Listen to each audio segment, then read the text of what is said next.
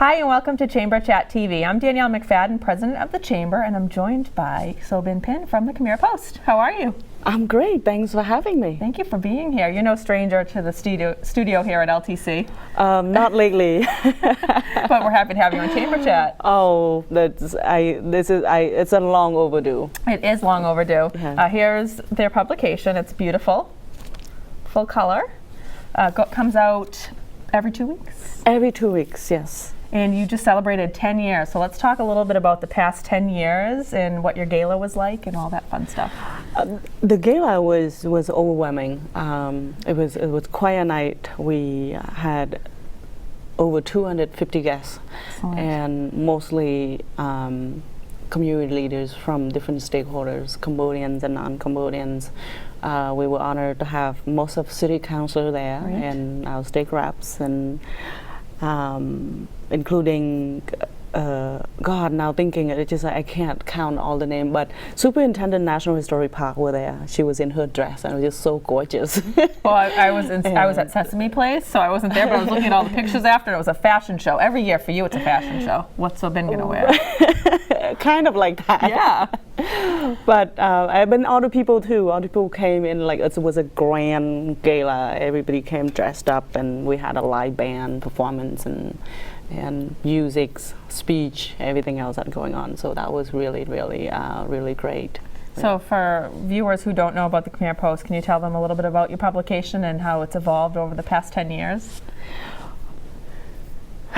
You know, That's a lot. You know, I'm good at interviewing other people. So like when people ask me, put me on this chair of the interview. It is definitely different when you have to talk about yourself versus talking to other people. Right, and I have have trouble flipping my head back every time. But the last 10 years, it's a lot of memories.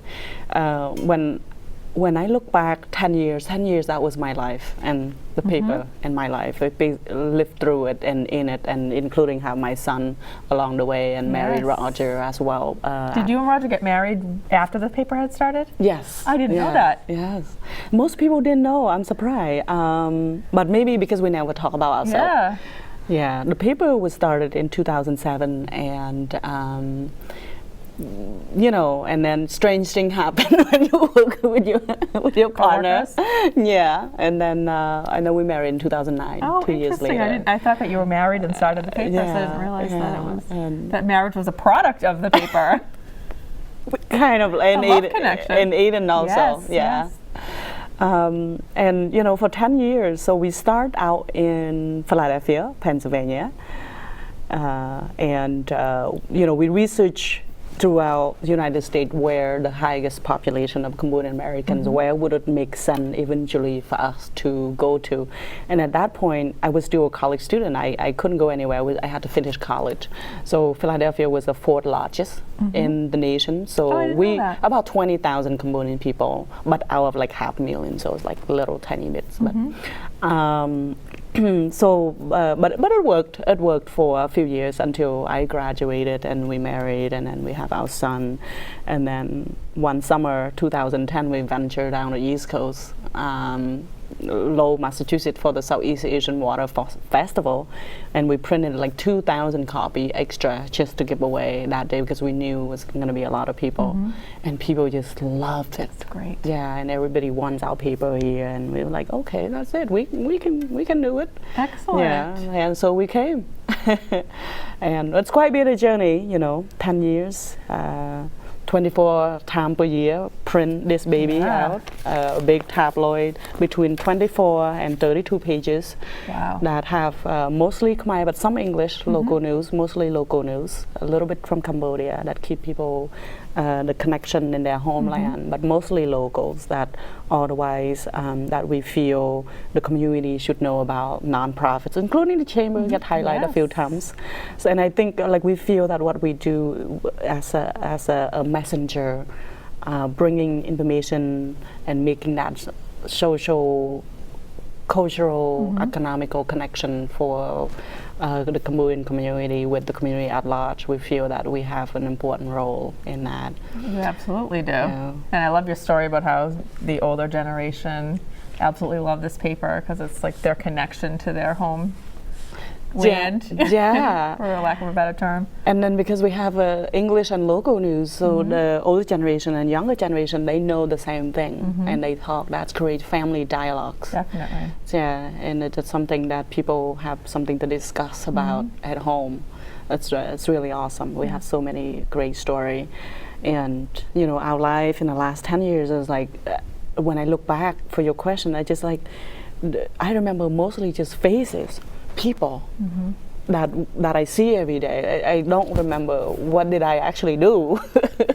Like, did I actually do that? Is Yeah. this real life? Yeah. So like faces, Yeah. Daniel Fannin, LTC, City Hall, you know, Maura Healey, Attorney General, Yeah. sometimes Governor. So our life is so dynamic. Yes, Like- definitely. And you So do a nice. lot with your, I mean, you would think you would have this enormous staff, but No, just don't. No, You do a just lot. Yeah, we try. I think, but my husband, he has really high standard for the news aspect of the paper, and I have to balance it. He does most of it, and I help the lead, but I have to take charge in the financial and business aspects Yeah. of the Oh, paper. yeah, you're really like the face of the paper. And Roger has a really interesting background. You want to talk a little bit about that? Because I don't think people realize what a big deal Roger Penn is. He is really a big deal. He's one of the only two people in the world ever interview Pol Pot, the guy who killed 2 million people in Cambodia during the Khmer Rouge, and he's the only one of the two people. The other person is Western journalist Nate Tyler, ever met with Pol Pot. And then a year later Roger did, and then after that, of course, before Pol Pot died, and then he died. Yeah, I mean, he has quite the interesting background for sure. And one of the reasons that he told that they let him met with Pol Pot because his life career as a journalist that they follow for over a decade long, that they knew they call him as a nationalist. Wow. Like someone truly dedicated and loved the country Yeah. and earned that reputation, that you know they would let him make an exception, let him meet with Pol Pot. Wow, that's But amazing. but these people really could like kill you on the spot if you ask the Yeah. wrong question, and he did it. He asked some question, and Pol Pot were crying answering the question, and Roger was like, he got this cold spine in his back, and he was like, "Am I gonna die now?" Like, Wow. but he met with Pol Pot, and he came out alive. Yes. Thankfully. Or else Thankfully. your life would be very different right now. Yeah, I know. Oh. So where do you see the Khmer Post going in the next 10 years if you fast forward? You know, I can't imagine it, but I dream. Yeah. You know, I dream of that Lowell will be much more an integrated community as we cut down the amount of language and cultural barriers. People will be more integrated. So this paper will move along with that. As people move, we move step by step. So eventually, if it has become to you know, half English, half Khmer, or all English, it will move. It will move with the community. Yeah, and of course with the online technology and everything. We're on Twitter, we're on Facebook, we're online too. So, but we have no advertising online, only articles. Yeah. So advertising is only in the print. Interesting. I haven't figured out how to do that Yeah. online advertising yet, but we're talking to some consultants how to. Oh, great. Excellent. How to navigate that. So let's talk a little bit about your distribution and how much it costs to get the paper. It's something that I think makes you very unique. Well, our paper is free, and when we started, people were like, you know, how are you going to make money? But anyway, our paper is sponsored by, of course, advertisers, but it's available at over 100 locations. 60 locations in Lowell, 25 in Lynn Riviera near Boston, and out of 25 locations in Rhode Island. So this is like a regional paper. Definitely. But we heavily emphasis focus on Lowell. How do you feel that Lowell's evolved since you've been here in terms of the connection that the Southeast Asian community has with the community overall? I have seen the growth so much in the last 5 years since we moved here. More people are engaged in politics now, more people are attending council meetings, more people are engaged in local issues. People are becoming more engaged because when they're there and people acknowledge that they're there and they see their picture in the paper and we write about it, and I think it's encouraged people to engage more. So people, the community really has. We have seen a lot of change, but of course, change never ending. There's always more room to make changes. That is for sure. I mean, it must have been really exciting when Roddy Mum was elected as state representative. It was. I mean, it was exciting for everybody, so I can't imagine the excitement. Yeah, absolutely. How could I forget that he was the first Cambodian elected as state rep in the country? It's amazing. And around the same time, of course, Vesna, when we came around the same time, Vesna was also elected as a second city councillor into City Hall after a long period of absence of the first Cambodian councillor, like 10 years. Yeah. And then now we have seen every election with more candidates are running, and I think that's because the presence of a persistent voice for the community that help people engage, the empowerment, community empowerment. So important. I mean, how many people make up from the Southeast Asian population, the population in Lowell? I know we're the second largest in the country, correct? Yes, it is. The census found like 18,000, but in 2010. So, but many Cambodian leaders argue that was not, accurate. Like the argument anywhere between minimum 25 to 35,000. That's amazing. So if you think about it, out of 105, so 1 in 3 people could be a Cambodian person in Lowell. Wow, that's just huge. But we really like to see moving forward, people are more integrated, take more healthy debate, more planning together in a process of economic development and business attraction, education, public safety, all these issues.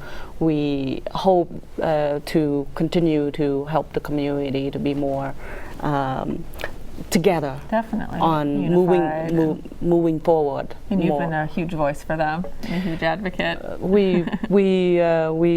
Our role is simple, that when the cities do something or our community doing something, we try to explain what it is and how they can get involved or take part of. And I think not one time they would respond, but you have to be consistent.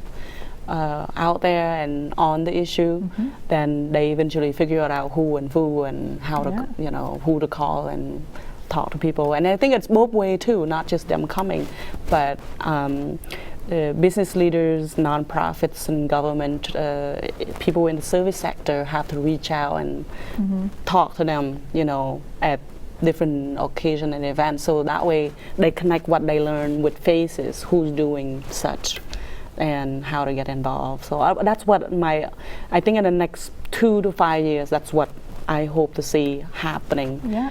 And in 10 years, I hope I still be doing the paper. So we only have about a minute and a half left, if you can believe it. So if you can quickly talk about content for the paper and then how folks can get in touch with you and find out more about the Khmer Post. Well, we're always looking for new content. So if your organization doing something outstanding for public service, feel free to send us about what you do, and we'll look at it and help you publish, make it in Khmer. It's a bilingual, amazing. So it will be like English and Khmer, and that's totally free to you. Great opportunity. Yes. Thanks so much for the opportunity. Folks want to get in touch with you, find out more, what are your website, phone number, how can they reach you?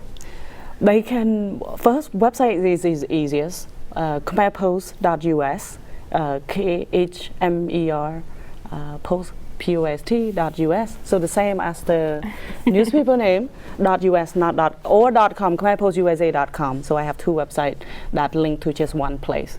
And, or we're on Facebook, My Post USA, Facebook or Twitter. Yeah. Get in touch with us through there. We will, on a speed dial, back to you. And they can watch you on LTC News as Yeah, well. weekly on LTC You're a News. celebrity. Oh. And then you're on WCAP on Thursday mornings with Teddy as well.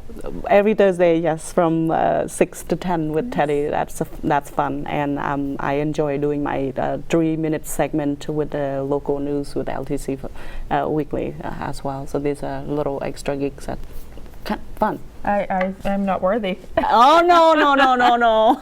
Well, thank you so much for joining me. It's been so much fun catching up and hearing about the past 10 years and what to look forward to in the future. Well, thank you for the opportunity. This is we are proud to be a member of Chamber in the last 4 or 5 years since we started. As soon as you came. Yep. Yeah, and we hope that the Chamber will be growing in our community as well, getting more people involved in the Chamber and learn how to do the business the American way, right? Thank you so much. We hope the same thing. Thank you for watching, and we'll be back again soon with another segment. Thank you.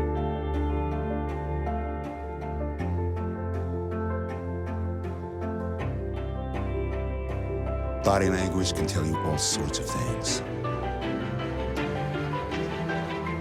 Like someone is having a stroke. Know the sudden signs. Learn fast. Face drooping, arm weakness, speech difficulty. Time to call 911 and get them to a hospital immediately. Learn the body language and spot a stroke fast. Hi, and welcome to Chamber Chat TV. I'm Danielle McFadden, president of the Chamber. I'm so excited. I've been doing this show for about 7 years now, and we've never done it this way. I've always been sitting behind a table. But today we're talking ice cream, and it's something to stand up for, I think. There you go, absolutely. So this is Rita McCabe. She's the owner of Sub-Zero Ice Cream. They're located in Nashua, but as you can see, they travel. We do. I want to talk a little bit about the history of the company, and then we can show everybody this wonderful display you have. Absolutely. Okay, so really, Sub-Zero is 12 years old. It's been started out in Utah, Provo, Utah, and the first time we heard about it was on Shark Tank. Which is so cool. And we literally watched Shark Tank for the very first time that night. And Jerry and Naomi Hancock came on. They're the founders. He's the CEO. He's a chemist. And he patented this process. And so my husband and I saw this and we were completely blown away by it. It was like, oh my God, this is awesome. We got to bring this to New England. And so we actually looked into the company. We contacted them. We went out to Utah. And he had been waiting for 5.5 years to get his patent approved. Goodness. And while we were in Utah, he got the phone call from the lawyer that his patent had been approved. So we took that as a sign. There were a lot of signs. Yeah, that we had to get into this. And so what really drew us with this whole thing is that it's so different than everything else. It's completely different than what everybody's used to. It's not squirting out of a machine. It's not being scooped out of a bucket. We actually create the ice cream in front of your eyes using liquid nitrogen.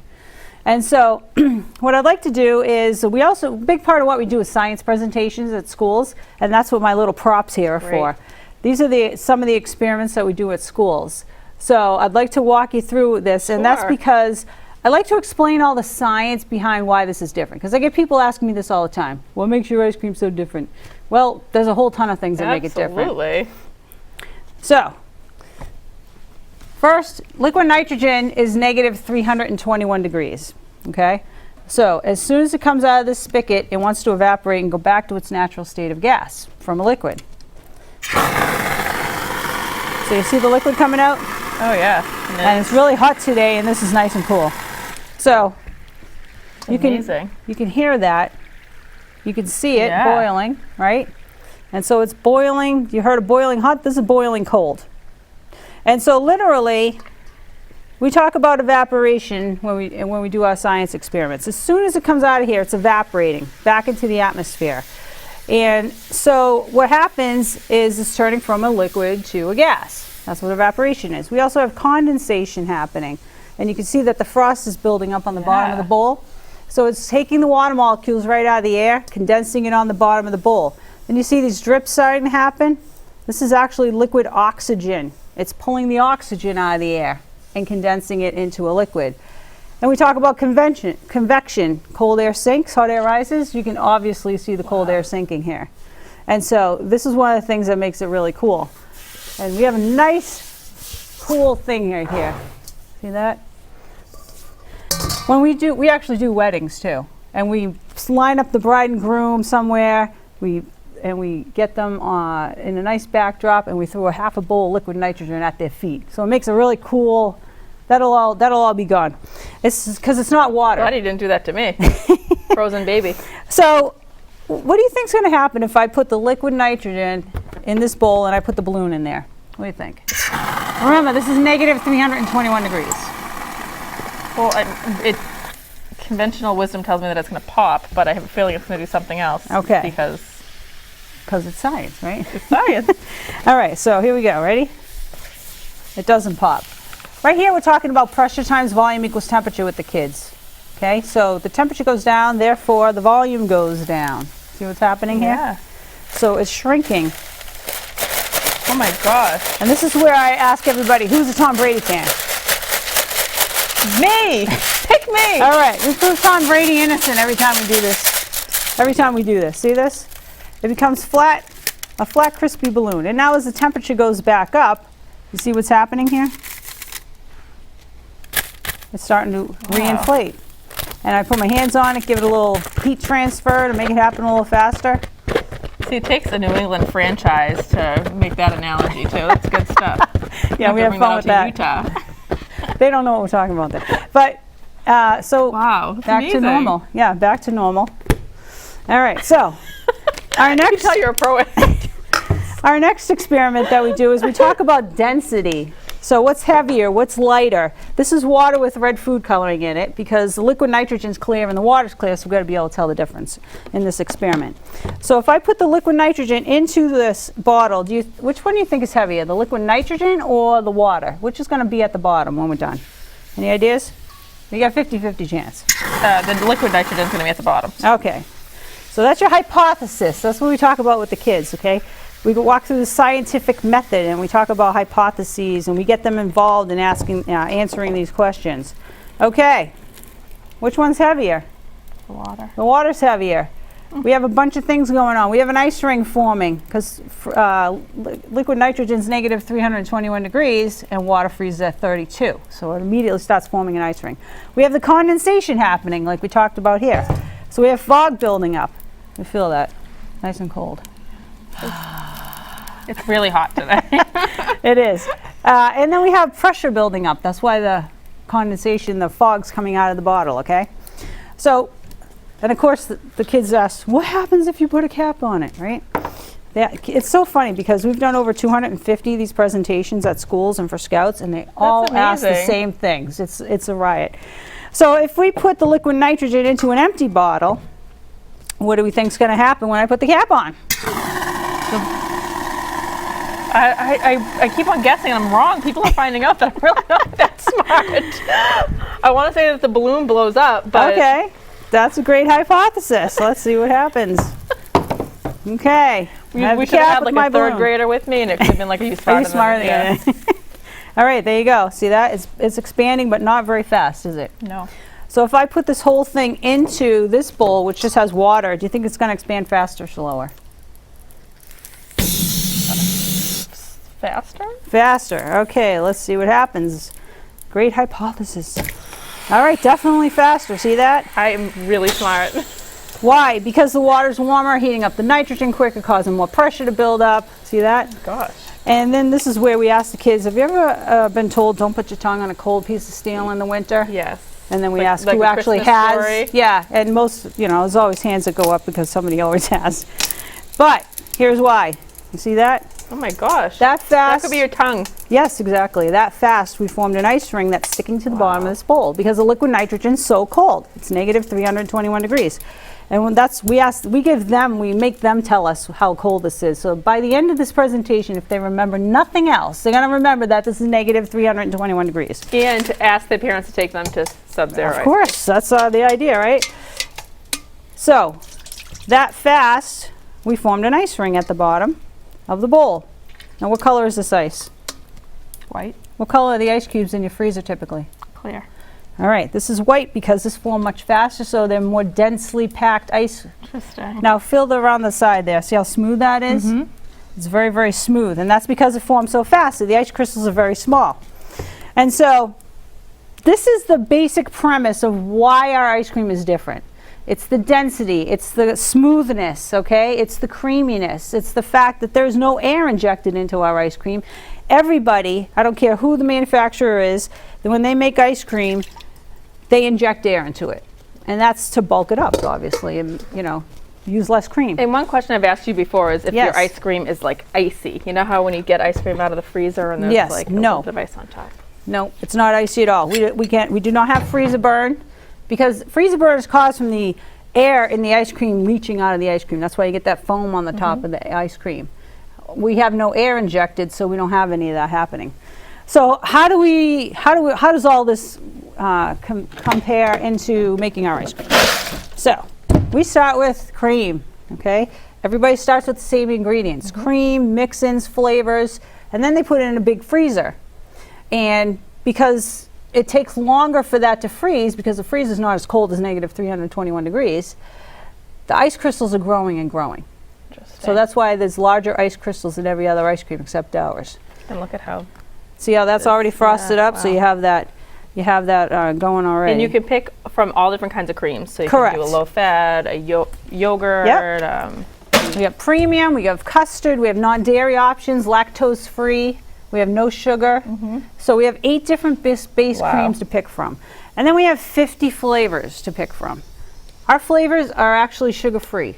So we're not adding sugar Interesting. when we add the flavor. The only sugar in our ice cream is what's in the base cream that you choose. All right, so Basically like having cereal. yeah, exactly. And so the cool part is, because these are all individual, you can mix and match. So you can put blackberry, raspberry, peach, and strawberry together. You can put pina colada and pineapple, whatever you want. Whatever your taste buds are telling you. You get to be a flavor artist, we call I it. can picture a bunch of teenagers going in Exactly. and like, so having a blast with who can come up with the craziest combinations. Exactly. And you know thinking what? they're so funny and yeah. they love like Dr. Pepper Yeah. and Mountain Dew flavor. We have those too. We just literally add this. If we had mix-ins, we would add those in too. Fruits, nuts, candies. We have 35 to pick from. We give it a stir. The liquid nitrogen goes right on top of the cream mixture. And basically what it's doing is it's forming like a crust on a pond. And that's why I use my spade to break down through the layers so that it hits all the cream. And within a very short amount of time, literally within seconds, this becomes ice cream. You can hear it? Yeah. Hear it sizzling? We say we're cooking our ice cream. And at the store, you know, it's very visual. At the It is store, we have a really sneeze cool. guard. We have a gap that has a blue light, so it's kind of cool to watch. And, you know, you can, while the kids are watching, they can wave their hands in the fog. You know, and people always ask me what happens if this hits my hand. What happens, right? Because it's negative 321 degrees, and everybody knows the science fiction behind it, right? Literally, it's called the Leidenfrost effect. And so if this hits my hand while I'm making it, it will just bounce off and roll off. Unless I capture it. So we have a couple minutes left. There we Whoa. go. Ice cream. That's That fast. amazing. And When so you started the whole process, I was given the 5-minute warning. I was just given the 2-minute warning. So Okay. that's incredible how fast you made that. very quick. And it's very smooth and creamy.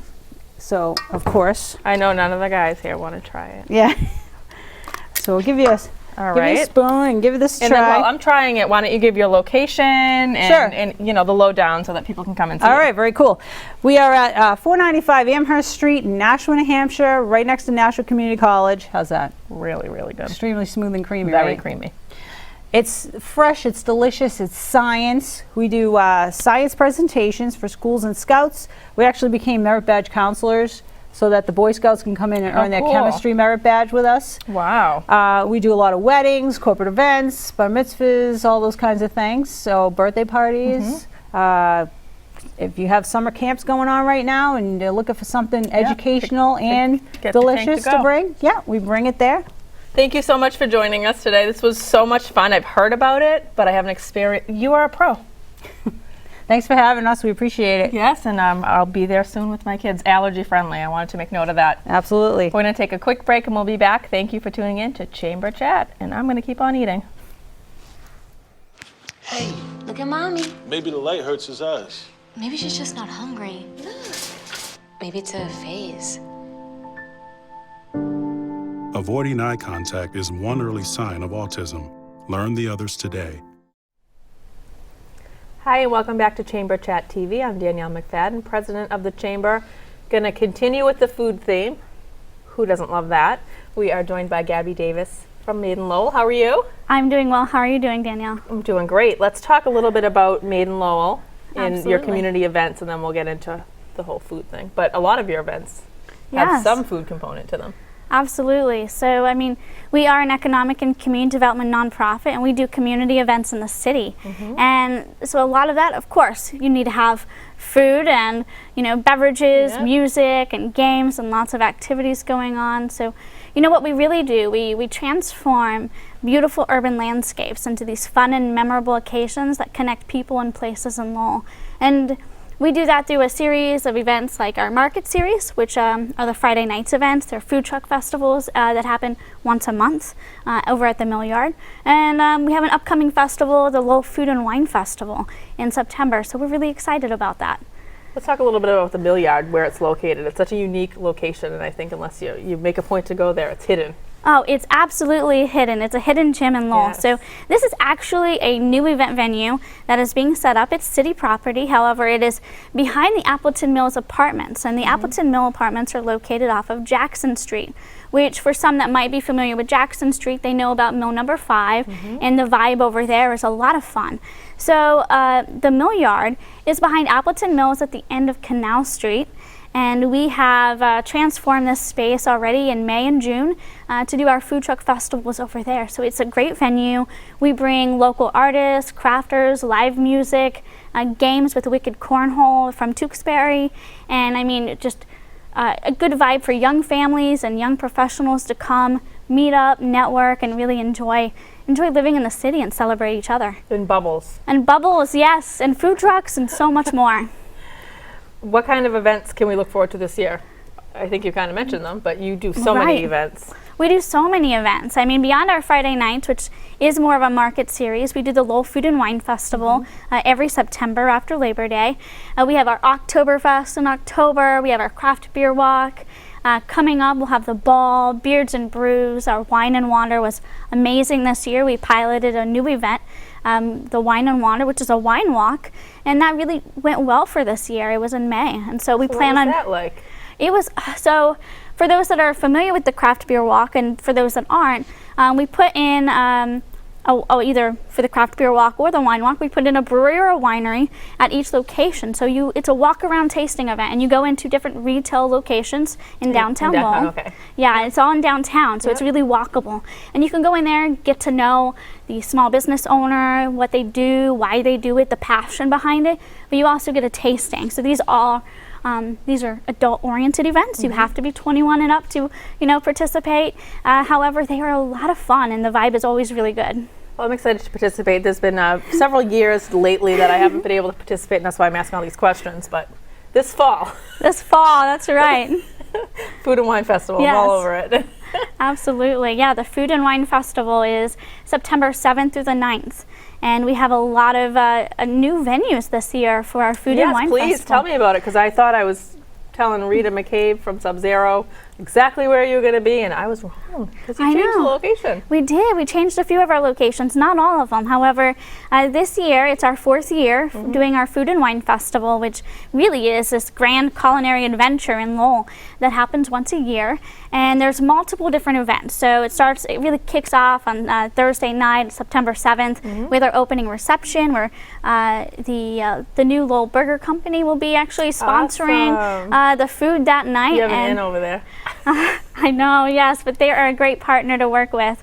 And then we'll be doing our Food Truck Madness again. And the opening reception's at the Pawtucket Prism.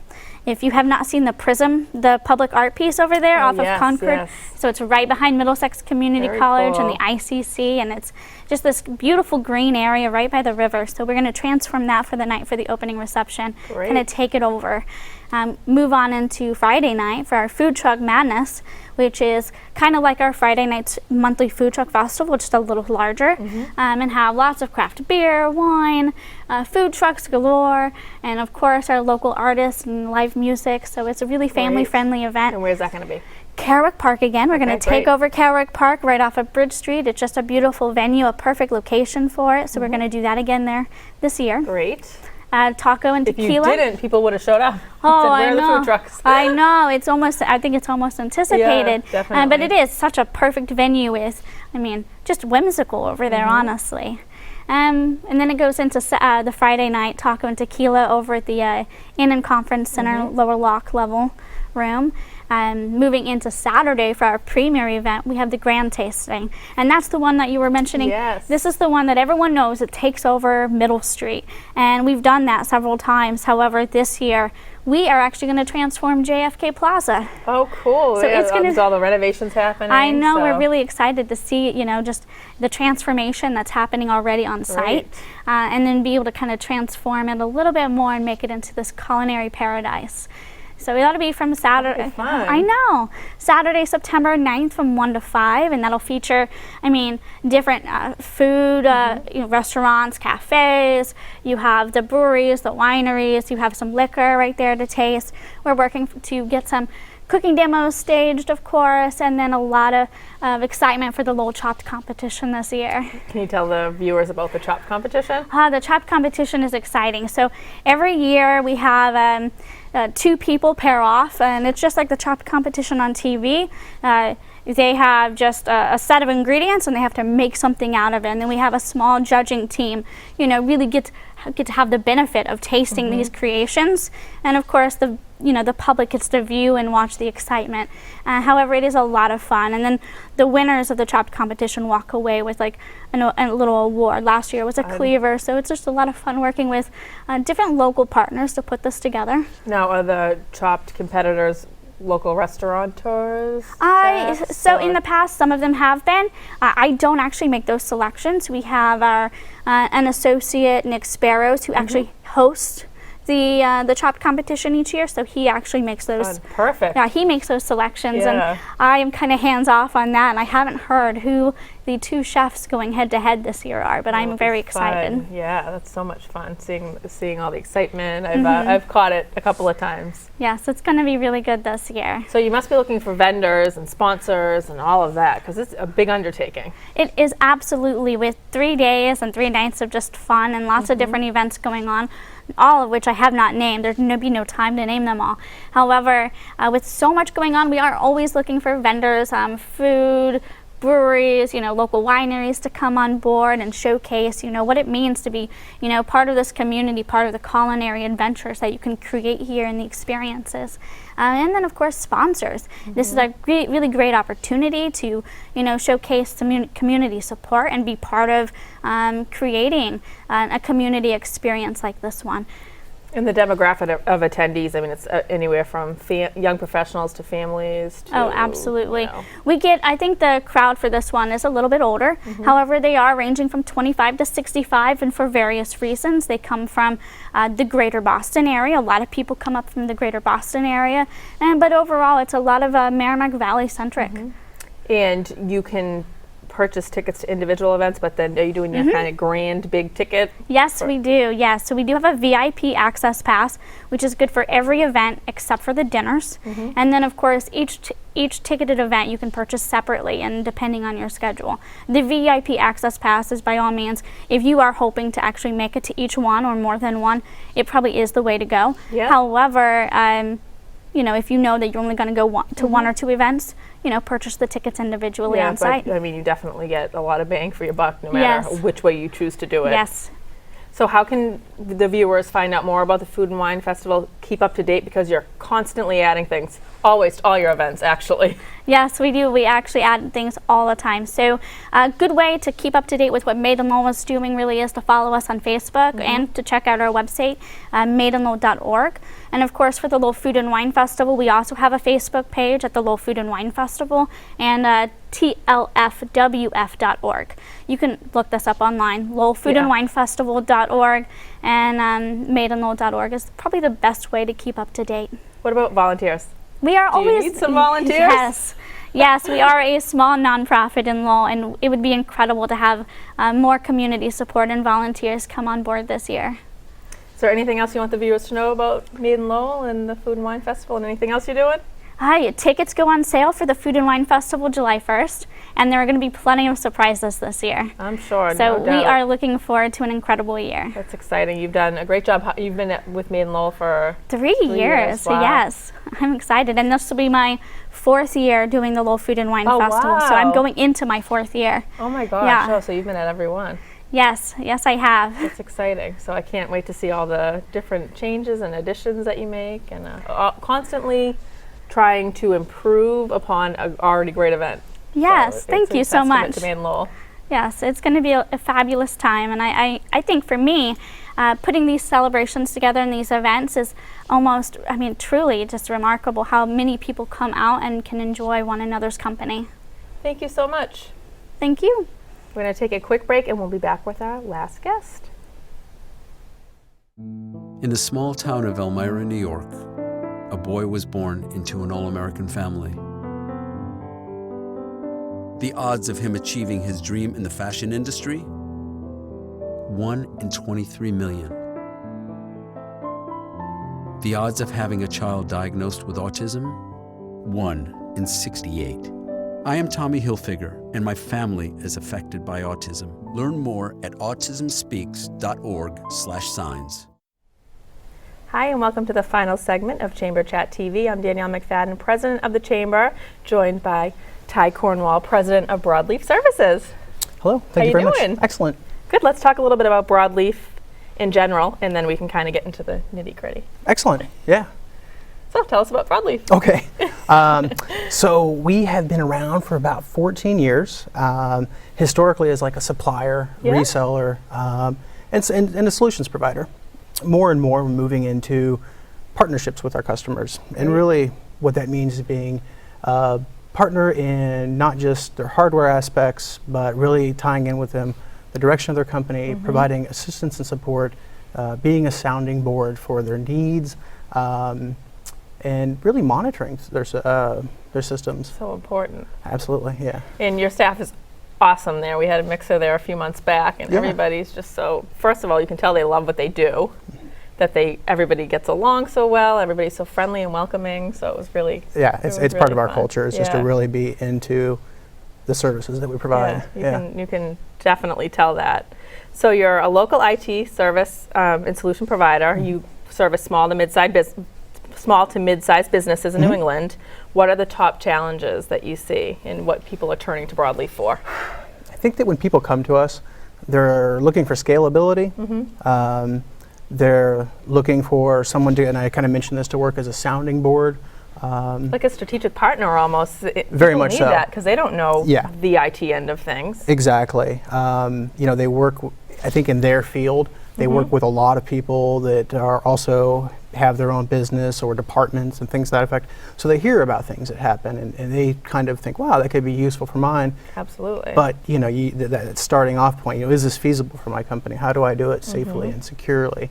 And I think that we really bring that sort of that thought process to the table. And, it's always really cool when we can build something that they've already purchased, they already own, they have this technology suite, and it just needs to be correctly implemented and Absolutely. they're off and running. So, yeah. I think back to even when I started the chamber 6 years ago, when we would have our backup system in our closet and we'd have to take it out, switch it out, and now it seems like everybody's moving towards the cloud. People were so scared of the cloud. It was Yeah. just such an abstract thought. And now you find more people are embracing that.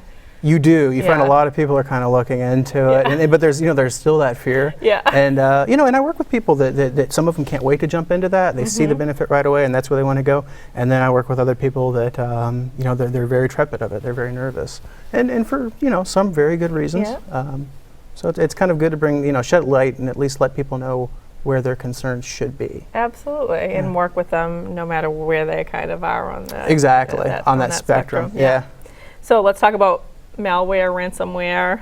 It's hitting large corporations, but small businesses probably should be concerned too. It's hitting large businesses and it's hitting small businesses. There was a really bad one not that long ago, Yes, correct? yes, absolutely. The thing about security, and people see it, and I think that on their drive home, they think, wow, I'm glad I'm not some high-profile company because someone would really target me. And the reality is, no one's targeting anyone. It's a scan. It's a random sampling. It's a blast of emails that go out, and if a smaller company bites and they manage to get hold of their data, you might not get charged as much to get it back, or you might have to go through all those hurdles, Right. but you will absolutely have to pay a price that's in proportion to your business. That's amazing, and there's no way of tracking that either, right? So there's really no recourse for somebody when they. Yeah, at that point, you're really looking at your recovery strategies. But if finding your data and the police kind of not really. I mean, Amazing. they're really just gonna. I think if you bring it up to any official agency, they're just gonna say, "What's your backup strategy like?" I'm going to go off script and talk a little bit about Sure. passwords. Yeah. So, do you have any tips? Good passwords, bad passwords? Do you use the same password for everything? Yeah. So, yeah, no, and it's really funny actually. One of the hacks recently that came out was sort of a password management system that was online. Different passwords, fairly complicated. Do not write them down. So no, it's not so complicated. You have to write them down and you have them in a folder or Or on your phone? Or on your In your phone, notes? right? Labeled passwords.txt. Yeah, anything but that. And most compliance audits and things to that effect will want you to have changed those around 90 days. I think that people forget though when they leave their company environment and they have their social, you always have that separate email account that you only use when you're Yeah. buying on eBay or something. You want to change those too, because those always have some sort of tie-in to both your personal life and your professional life, and any of which can be devastating. Whether it be like street name, maiden names, all those. kinds of Exactly, things, kids' yeah. names. Yes, precisely. So And I know some websites, like for instance, our payroll, they make me change it every, like you said, 90 days. Or exactly, something they're like going to that. hit you with Yeah. 90 days, and in smarter systems, especially within a corporate environment, might, if they have an isolated system, say no, this password's been used Yep. recently, Or so you don't have kind of to use rotate through. capital, uppercase, certain Special amount of character. characters, special characters, that type of Absolutely. thing, numbers. Yeah, but even Yeah. with all that, and I think most people have some awareness of that, I would suspect that the majority of the passwords are something, unfortunately, very basic. Yeah. Yeah. I know that I use a similar word in a lot of mine, and I should probably not do that.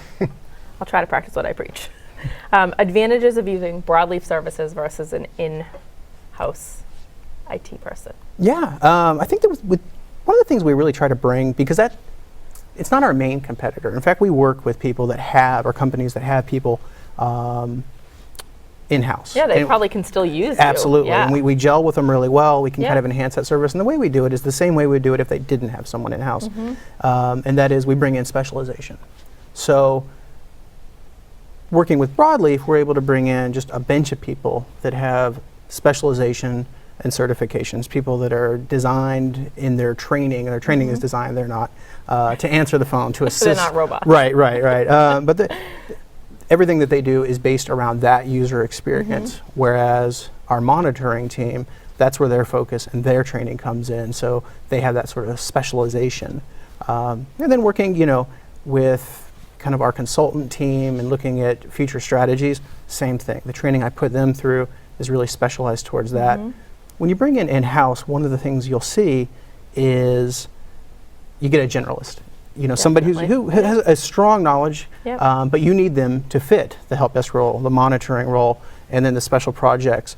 And they will do a pretty good job at several of them, maybe a great job at one, and a rougher job at another. And that's the nature of being human. It's like going to a family specialist for a doctor versus like you wouldn't want to just go to a family doctor if you had a heart murmur. You'd go to the heart doctor. Or if you go to your, Yeah. your generalist and Yeah. they see something, they'll put you towards a specialist. Yeah. So yeah, you find that companies come to us and they say, our 1, 2, 3 IT guys are really good at this, this, and this. We need to augment in this area, and we love that. What's nice too is you work with different size businesses, different industries. So somebody can bring, from Broadleaf could come in and say, oh, hey, I worked with a business that's similar in your size and your industry, and these are some of their best practices. It happens. Which you're not going to get if you have an Yeah. in-house person. Exactly. They're working in your business consistently. And their knowledge will become that Yeah, business basically, yeah. which can be a good strength, but also it will show its age after a yeah. while. Yeah, so that's kind of, and you're always up to date on the latest and greatest, and that's Yeah. really important Absolutely. when it comes to Mhm. IT. As well as latest and greatest, as well as the